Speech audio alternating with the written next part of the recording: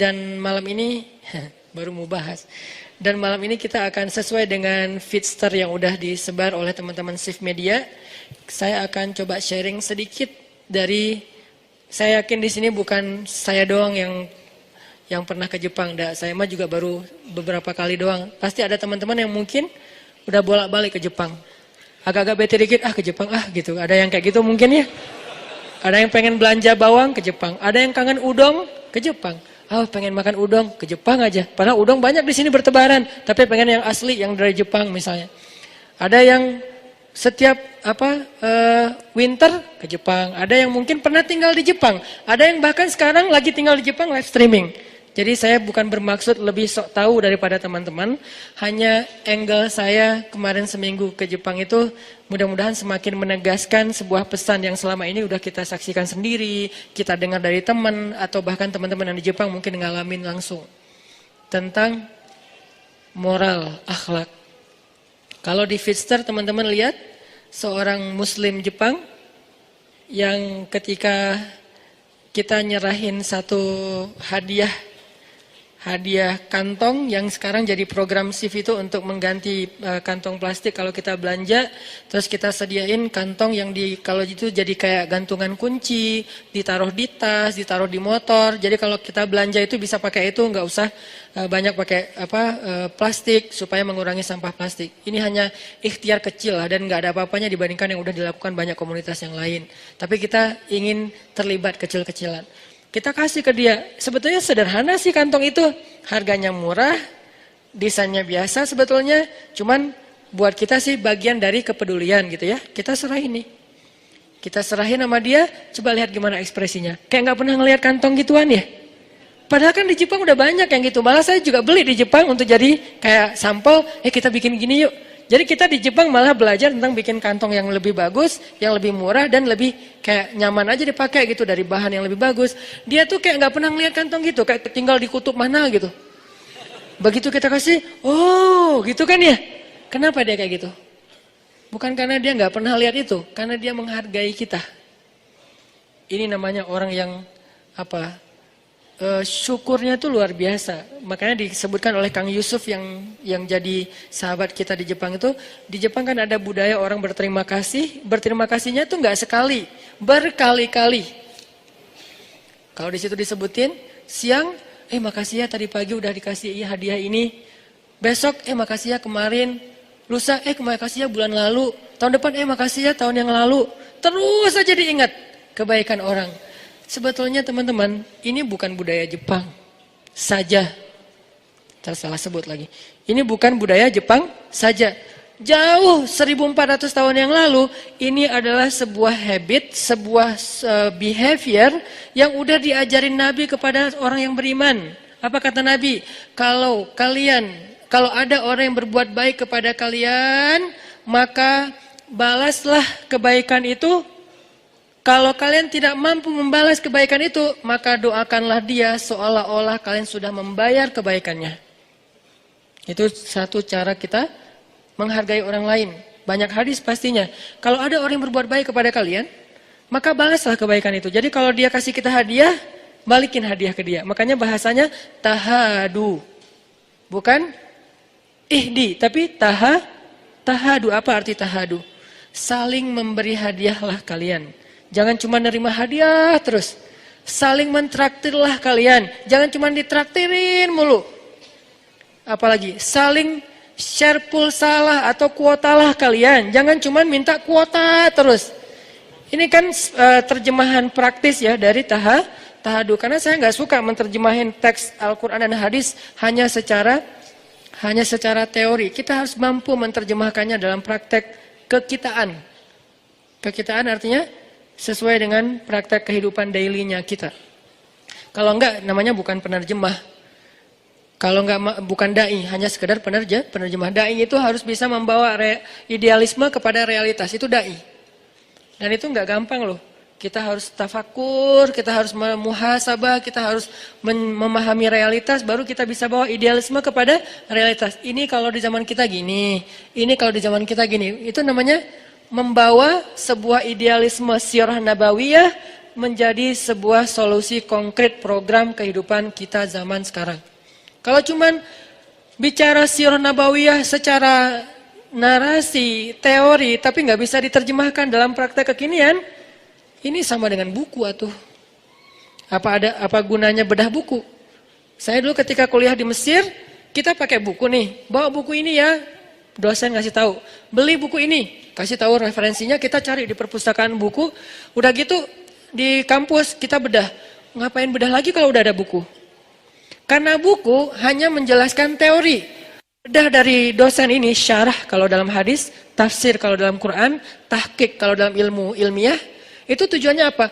Untuk menjelaskan lagi teori-teori di buku itu dalam bentuk yang lebih konkret. Nah, begitu juga ta'lim. Kalau ta'lim cuma saya bahas bahwa Nabi pernah begini, bahwa Nabi pernah begitu, terus zaman kita gimana? Kan nggak mentranslate kan? Nggak menterjemah. Nabi itu misalnya pernah lomba berkuda yang saya share di YouTube, pernah lomba berkuda dari Thaniyatul Wada sampai ke Masjid Bani Zuraid. Zaman kita apa? Bukan cuma berkuda. Ini berarti belum menterjemah sirah nabawiyah. Zaman kita tuh artinya riding, touring, night run kalau buat anak mobil. Jadi games anak-anak yang senang mobil, motor, sepeda dari satu tempat dan berakhir di masjid. Riding lah yang paling sederhananya.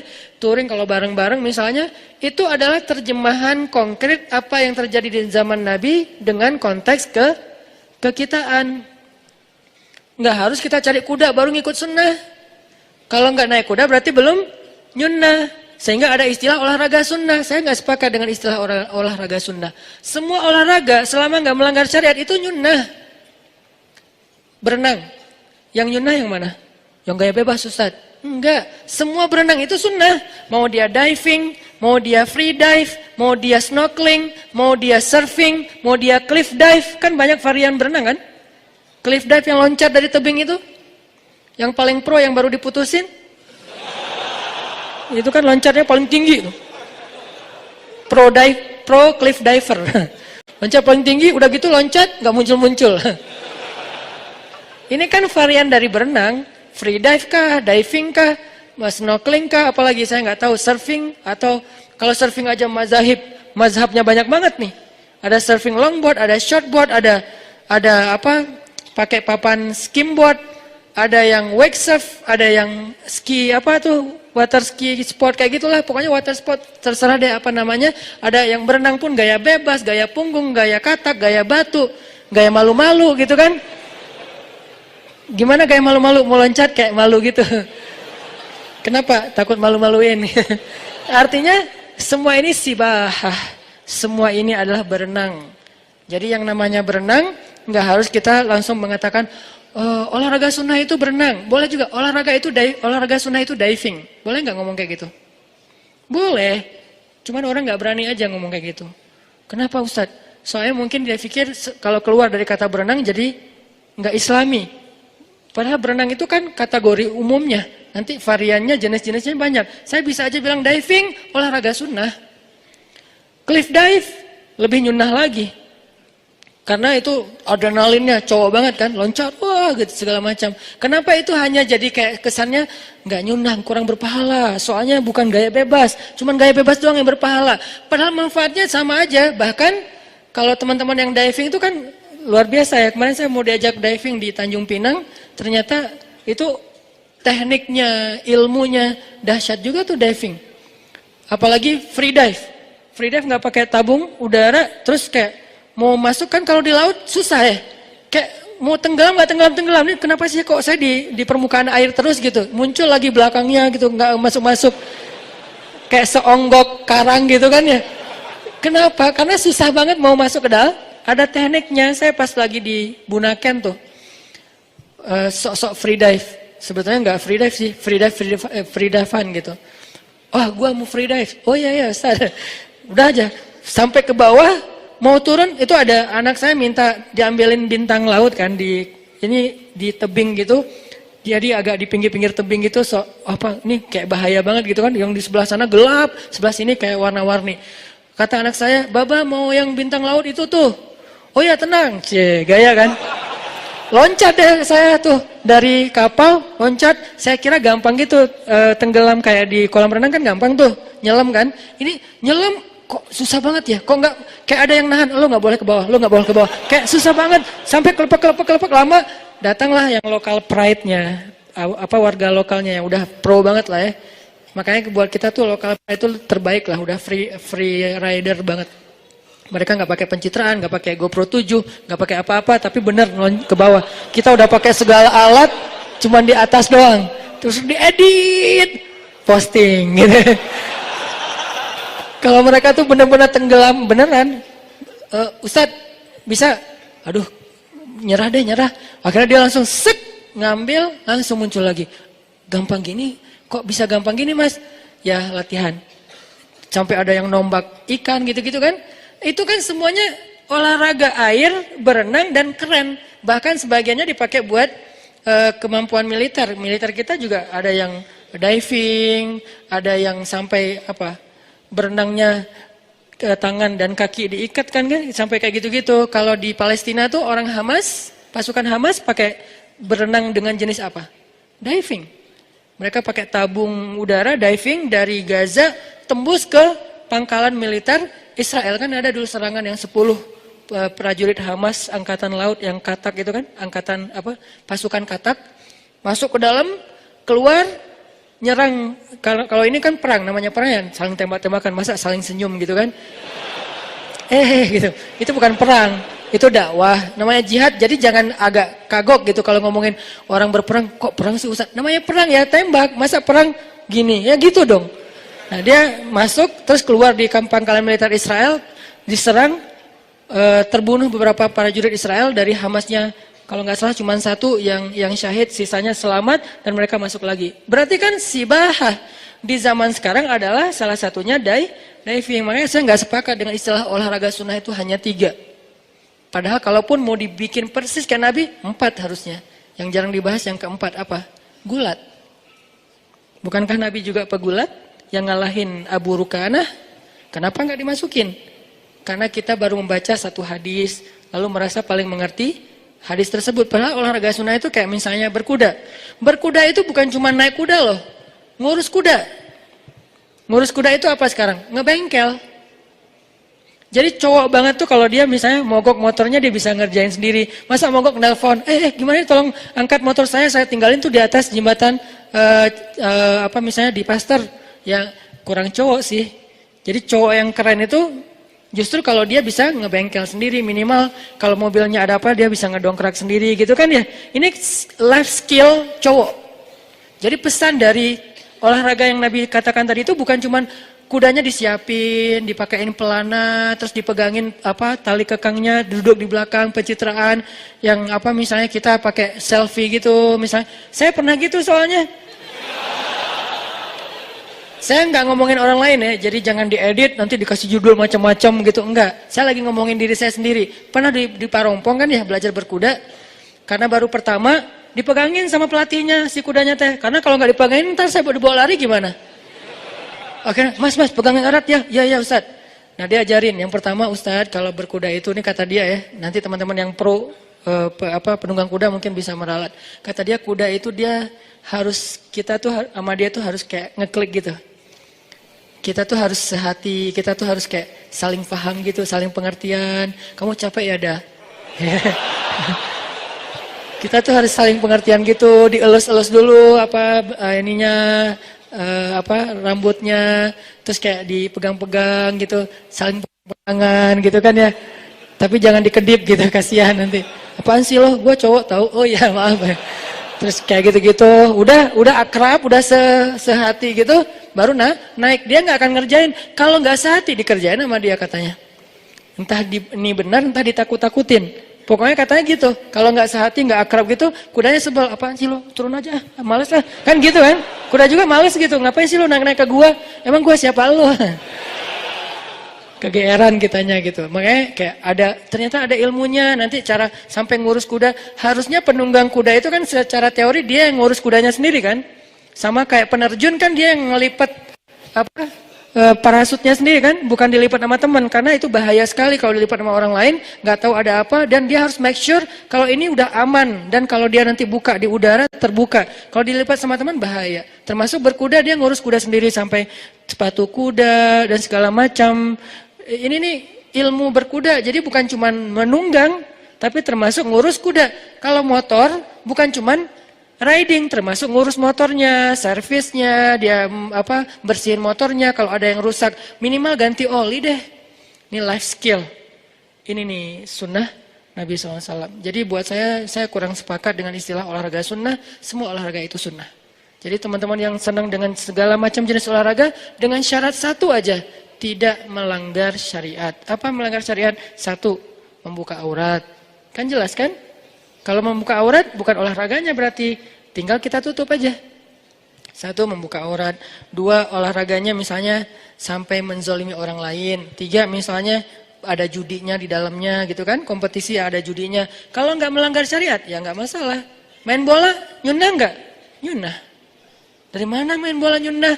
Ada hadis. Makanya kalau baca sirah Nabi itu yang banyak adegannya tuh, biar kita open minded, terbuka. Oh ternyata ada juga yang adegan gini. Main bola itu di zaman Nabi yang dipakai apa? Jin. Bolanya tuh bukan karet, jin. Pro siapa coba? Freestyler, jin. Ah nih gue lagi sebel banget sama jinis gitu-gitu. Wes, jinnya Yang di mana tuh? Jin yang masih kayak anak yang baru latihan, kayak jin masih amatiran, dia tuh lagi kayak apa ya, lagi kayak apa istilahnya kalau di kita, lagi training ya, jin lagi training, amatiran, trainingnya apa? Training menggoda orang lagi sholat, cuman salah milih sasaran, targetnya legend, Rasulullah targetnya, kan ini kayak nggak sebanding banget ya. Harusnya ada targetnya orang yang baru masuk Islam kah, atau siapalah yang masih lemah imannya. Ini targetnya legend. Yang paling keren di antara umat manusia, Rasulullah. Itu ditargetin sama dia. Sementara dia masih training, nggak ngerti cara ngegodain orang. Wah ini lagi ada tahajud nih, cowok ini gua godain deh. Nabi digodain. Nabi lagi Allahu Akbar baca ayat. Wah dia udah jungkir balik, udah segala macam. Wah udah heboh gitu, norak nggak jelas gitu kan. Nabi biasa-biasa aja. Loh kok lo biasa aja sih? Oh siapa sih? Nggak kenal sama Rasul. Soalnya dia kayak nggak ngecek dulu siapa targetnya, nggak buka dulu akun-akunnya apa nih, siapa sih ini. Jadi dia kayak terlalu sembrono lah. Sampai udah jungkir balik, Nabi biasa-biasa aja. Nabi selesai salam, dipegang sama Nabi. Hah? Kok dia bisa megang gua? Dipegang sama Nabi, diuyel-uyel. Uyel-uyel itu apa? Ya, digitu-gituin, jadi bulat kayak bola, terus diikat, ditaruh di tiang masjid. Nih Masjid Nabawi ya. Nggak usah dibahas bab itu deh. Dikit aja. Kan Masjid Nabawi itu ada dua area kan? Ada area tertutup kayak gini. Itu dipakai ibadah, dipakai itikaf, pakai sholat. Ada area terbuka namanya sahan. Atau kalau bahasa arsitek kata Muzammil, courtyard. Memang dalam masjid juga. Nah di situ digantung tuh di tiang Masjid Nabawi bola api jin. Dia menyala seperti api tapi tidak membakar apa-apa. Digantung di tiang masjid. Nunggu sampai subuh. Begitu subuh, anak-anak kecil Madinah kan pada subuh berjamaah tuh. Mereka kan sunrise lover semua kan. Pada senang dengan waktu subuh. Karena waktu subuh itu waktu paling baik untuk orang yang beriman kan kata Nabi. Jadi pada bangun anak-anak kecil, kita ke masjid yuk. Anak-anak kayak ukuran upin-upin gitu. Tapi sahabat-sahabat gitu kan. Anak-anak kecil, memang anak-anak di bawah 10 tahun. Ke masjid, ramai kan anak kecil ke masjid. Subuh-subuh kan seru banget ya. Subuh-subuh anak kecil pada ketemu gengnya. Ke masjid ramai-ramai. Begitu masuk masjid ngelihat, kok ada lampu apa tuh kayak bola? Wah ya habis subuh kita main bola itu ya. Pada bisik-bisik gitu. Habis subuh pengen main bola itu. Begitu selesai subuh, Nabi ngambil bolanya dilepaskan. Pergi jinnya. Jangan balik lagi ya. Ya maaf salah target. Pergi aja dia. Kata Nabi apa? Kalau bukan karena doa saudaraku Sulaiman, akan aku biarkan jin ini jadi bola ditendang oleh anak-anak di kota Madinah. Berarti sepak bola udah ada pada masa itu, cuman contoh dalilnya bola api jin. Kalau sekarang mungkin menyambut satu Muharram gitu kan ya, atau menjelang Ramadan kan suka ada kayak kegiatan seru-seruan tuh, sepak bola api gitu kan. Yang buat saya sih itu namanya local pride. salah satu kebanggaan lokal lah. Selama tidak membahayakan dan tidak berlebihan sih, ya namanya juga seru-seruan, masa nggak boleh gitu kan? Selama nggak ada keyakinan, ini api sebelum kita main sepak-sepak, kasihan ntar gini-gini dulu, kita nyembah-nyembah dulu, kita ada kayak ritual dulu, enggak sih. Cuman main doang, seru-seruan. Itu mungkin asal muasalnya yang tadi. Cuman kalau ini api beneran, kalau itu jin. Kalau jin di zaman kita kan mungkin nggak akan ketendang ya. Kalaupun ketendang nggak ada yang berani juga kali kan ya. Ah, jin. Innalillahi auzubillahi minasyaitonirrajim. Pada lari gitu. Ayat kursi keluar, Yasin segala macam. Sahabat saking jago nggak pakai ayat kursi, tendangan aja. Namanya juga jin. Akhirnya jinnya dilepas sama Nabi. Kenapa dilepas? Bukan karena kasihan. Dia tuh harusnya dikasih pelajaran sama Nabi. Cuman kenapa dilepas? Nabi menghargai doa Sulaiman. Apa doa Sulaiman? Ya Allah, beri saya kekuasaan yang tidak Engkau berikan kepada orang setelah saya. Apa kekuasaannya? Bisa menguasai jin. Sebetulnya Nabi bisa aja, cuman menghargai Nabi Sulaiman. Jadi di antara para nabi kayak saling respect gitu. Ah, ini mah bagian Sulaiman deh. Jangan saya nggak akan ngambil bagian itu. Kalau mau bisa lebih daripada Sulaiman, sama kayak Nabi Musa membelah laut yang saya sering cerita, Nabi Muhammad membelah bulan. Lebih dahsyat siapa coba? Walaupun sama-sama dahsyat. Nabi Musa belah laut dengan seizin Allah. Nabi Muhammad belah bulan dengan seizin Allah. Bukan yang di bumi, yang di luar bumi, yang jadi planetnya bumi atau di luar angkasa, lebih keren lagi nih. Cuman ya Nabi Muhammad kan tipenya nggak pamer kayak kita ya. Baru apa aja udah, wes, langsung edit lagi, terus kasih back sound, nggak apa di slow motion. Kebayang belah bulan slow motion demi untuk bisa diakui gitu kan? Itu mah kita. Tapi saya nggak berani menjudge karena emang saya juga gitu soalnya. Main snowboard, yang jatuh-jatuhnya di skip. Yang jatuh jangan ditampilin ya. Oh ya Ustaz.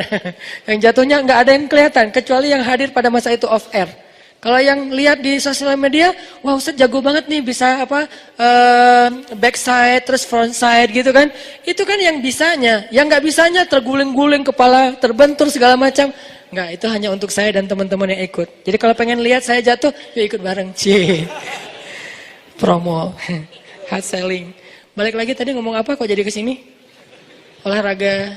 Intinya sih dia tuh menghargai banget pemberian kita sampai arigato kata dia, makasih banyak, wah apa segala macam. Ekspresinya tuh kayak orang nggak pernah ngeliat apa-apa. Ini namanya menghargai. Makanya Rasulullah SAW mengajarkan kita kalau ada orang berbuat baik kepada kita, cobalah balas kebaikan dia. Tahadu baru tahabu. Saling berhadiahlah kalian, jangan dihadiahin terus. Kita harus mikirin gimana ngebalas hadiah orang. Kalau nggak sanggup, bisa jadi ada orang yang ngasih kita hadiah, emang dia orang yang mampu. Kalau kita balas takutnya buat dia nggak terlalu berharga gitu kan. Kayak misalnya kita dikasih barang branded, dan dia mampu beli barang itu dengan harga yang sekian.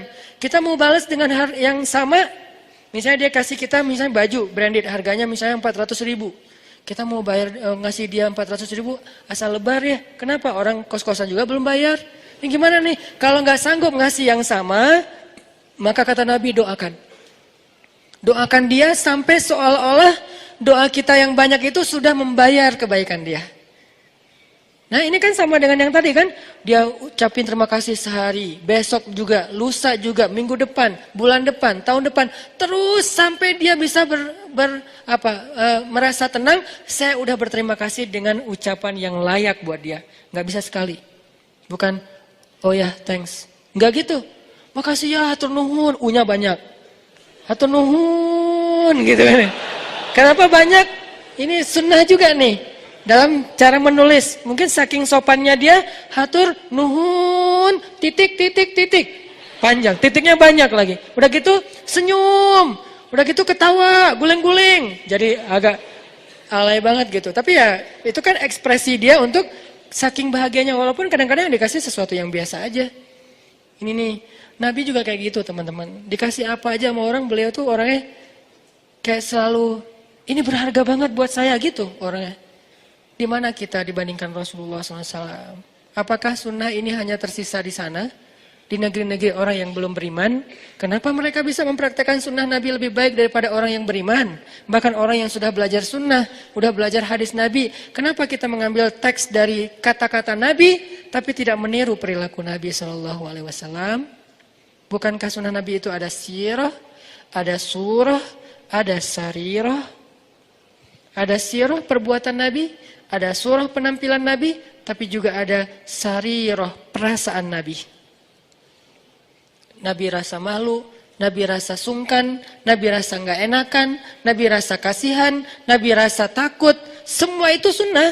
Jadi kalau kita nggak ada rasa malu seperti rasa malunya Nabi, kita nggak ikut sunnah sarirah. Kalau kita orangnya nggak jaga perasaan orang lain, padahal Nabi sangat menjaga perasaan orang lain, berarti kita nggak ikut sunnah sarirah. Jadi sunnah Nabi itu bukan hanya surah, bukan hanya penampilan, banyak banget sunnah Nabi. Tapi kalau kita belum mampu mengikuti semua pun, maka kita belajar untuk menyempurnakan semampu kita. Saddidu wa qaribu, kata Nabi. Saddidu wa qaribu, apa artinya? Berusahalah untuk semirip mungkin. Kalau nggak bisa semirip mungkin, minimal agak-agak menyerupai. Saddidu wa qaribu. Fa illam takun mislahum fatashabbahu bihim. Kalau kamu tidak bisa persis seperti sahabat Nabi, minimal berusaha untuk menyerupai. Dan itu pasti ada lebih kurangnya. Ada orang yang kelebihannya itu dari sisi surah. Surahnya itu surah Nabi banget. Kenapa? Karena emang secara fisik mungkin dia mendukung. Misalnya dia ada orang yang surah jenggotnya panjang, bagus kan? Sepanjang ini. Ada yang pengen banget jenggotan udah pakai wak doyok, apa segala macam, nggak keluar juga Ustadz, gimana tuh? Berarti dia secara surah mungkin nggak bisa persis seperti Nabi, tapi secara sirahnya apa? Dia orangnya banyak bantu orang lain, dia orangnya gampang tersenyum sama orang lain, atau secara sarirah dia tuh orangnya nggak enakan, sangat menjaga perasaan orang. Nah, Nabi tuh gitu banget. Kalau ada yang ngasih hadiah ke Nabi itu, beliau tuh akan menghargai dan mengucapkan yang baik-baik kepada orang itu. Contoh, ada yang ngajak Nabi makan di rumahnya. Nabi terima undangannya, padahal itu yang undang orang miskin. Ya Rasul, nanti makan di rumah kami ya. Oh ya. Datanglah Nabi ke rumahnya. Dikasih cuman roti, nggak ada selai, nggak ada susu, nggak ada daging. Kan orang Arab itu kalau makan roti pakai daging kan, kayak kebab lah, cuman nggak digulung. Nah, ini nggak ada daging, nggak ada selai, nggak ada susu, nggak ada apa-apa, roti tok. Ditaruh di depan Nabi. Nabi nungguin. Biasanya ntar habis ini datang selai gitu. Selainya bisa korma, selainya bisa keju dari susu, selainya juga bisa yang lain-lain gitu. Ditungguin. Nggak datang-datang. Orangnya juga duduk depan Nabi. Ya Rasulullah silakan dimakan. Oh, ada selainya, kata Nabi. Nabi nanya, karena nggak terbiasa makan gitu doang. Nabi tanya, ada selainya? Aduh, maaf ya Rasulullah, nggak ada apa-apa, cuman ada cuka, boleh? Dihadirkanlah cuka di sebelah Nabi. Nabi mengambil roti, disobek, dicelupin dengan cuka, dioles dengan cuka, makan. Nabi dengan wajah berseri-seri mengatakan, senikmat-nikmat lauk itu adalah cuka. Gimana Rasulullah coba? Luar biasa akhlaknya. Senikmat-nikmat lauk adalah cuka. Kalau yang sekarang kita dihadapkan kayak gitu, paling yang ngerti tentang hadis ini cuma orang Palembang. Karena orang Palembang memang memakai cuka untuk sebagai makanan favorit kan, yaitu empek-empek, dan emang enak. Jadi kalau udah sampai ke Palembang saya ngerti hadisnya. Benar juga sih kata Nabi, senikmat-nikmat lauk itu adalah cuka yang empek-empek. Cuman kalau di luar Palembang, kita nggak ngerti kan senikmat-nikmat lauk itu cuka. Jadi jangan diterjemahin, ya itu mah wajar Ustaz, empek-empek emang enak. Ya oke, tapi kan ini bukan di Palembang, lagi di Arab. Orang Arab nggak tahu empek-empek. Jadi makan si roti teh pakai cuka, itu nggak biasa di mereka. Sehingga ketika Nabi mengatakan senikmat-nikmat lauk itu cuka dengan wajah berseri-seri, dan makannya seolah-olah enak banget makanannya itu teh. Kalau kita kan, oh ya. Terus kayak colek dikit, aduh saya tadi pagi sarapannya udah 2 kali, kenyang, maaf ya. Itu paling sopan tuh, itu udah paling sopan kan kita. Kalau Nabi lebih dari itu sopan santunnya. Senikmat-nikmat lauk cuka, tambah makan sampai orang. Gimana caranya membahagiakan yang memberi makanan? Nabi itu nggak pengen banget ngecewain orang yang ngasih beliau makanan. Itu tadi kita lihat dalam Fister, oh arigato, apa sekarang kayak nggak pernah lihat. Apa ini saya belum pernah lihat seumur hidup, seolah-olah gitu kan?